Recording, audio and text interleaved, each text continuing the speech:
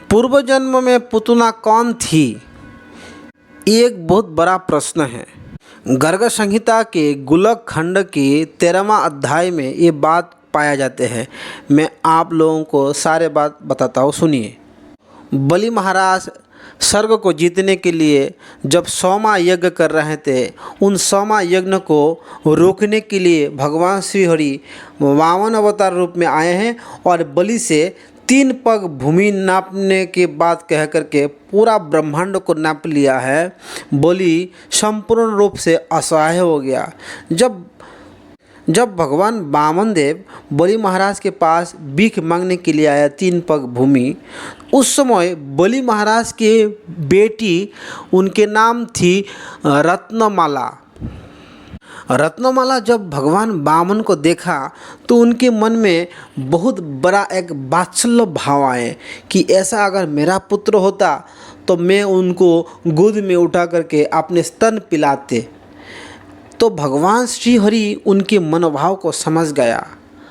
हाँ, बलि की बेटी मुझे अपने बेटा बनाना चाहते हैं।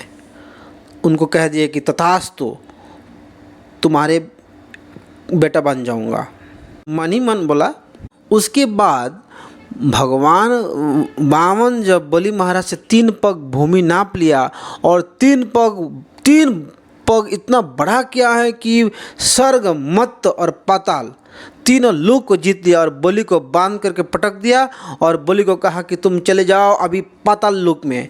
इस प्रकार बलि महाराज से जब थोड़ा सा क्रूर व्यवहार जैसे लगता है, इस प्रकार व्यवहार को देख के, अपने पिता के साथ इतना भयंकर व्यवहार को देख करके महाराज बलि के चित्त में किसी प्रकार का, भगवान को लेके किसी प्रकार का मलिनता नहीं आए। बलि प्रसन्न है अंदर से, क्योंकि भगवान तो नाटक कर रहे थे, अपने भक्तों का मान बढ़ाने के लिए क्रिया कर रहा है।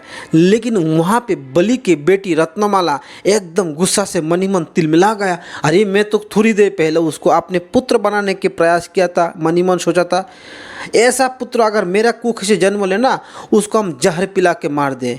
तो भगवान वामन वो तो मन ही मन समझ गया कि बलि की बेटी, अभी उनके भाव बदल गया।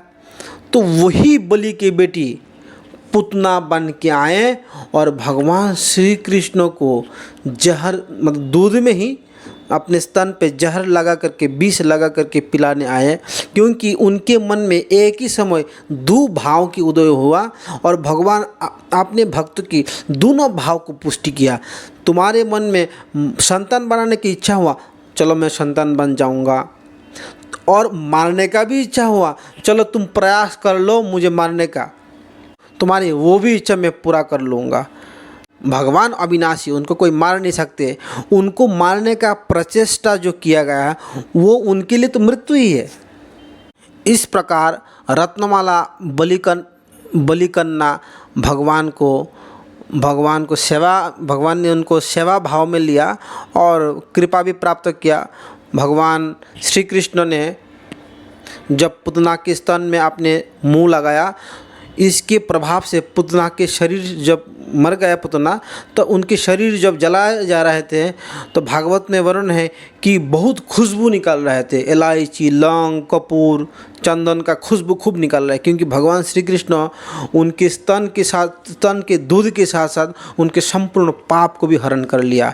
इसीलिए श्रीमद् भागवत में उद्धव जी एक श्लोक गाते हैं, अहूबकियम स्तन कालकुटम जिगांसया पयद विषाद्भि लेभे गतिम धार्चतिताम तदन्नम कम्बा दयालुम शरणम ब्रजेम। इस संसार में क्या इससे श्री कृष्ण से बड़ा दयालु कोई है, जो मारने वाली पुतना को भी माता के गति दिया है? ऐसा दयालु संसार में अगर कोई है तो मुझे बतलाइए, मैं उनका शरण में जाऊंगा। ये उद्धव जी के उद्गार है। तो मारने वाले को माता बना लेता है, तो बताइए यशोदा मैया जो प्रेम से इतना सेवा किया, उनको कौन सा गति देगा? इसीलिए भगवान जो प्रेम से जो भगवान की सेवा करते हैं, भगवान उनके पास ऋणी हो जाते हैं। इसलिए भागवत में वर्णन है कि श्री कृष्ण भगवान ने गोपियों को हाथ जोड़ के कहा, हे गोपिया, कि मैं ब्रह्मा के जैसे बड़ा आयु पा करके भी अगर आप लोगों को सेवा करेंगे तभी आप लोगों के ऋण से उऋण नहीं हो सकता हूँ, क्योंकि भगवान अपने भक्त के प्रेम से बिक जाते हैं। हरे कृष्ण।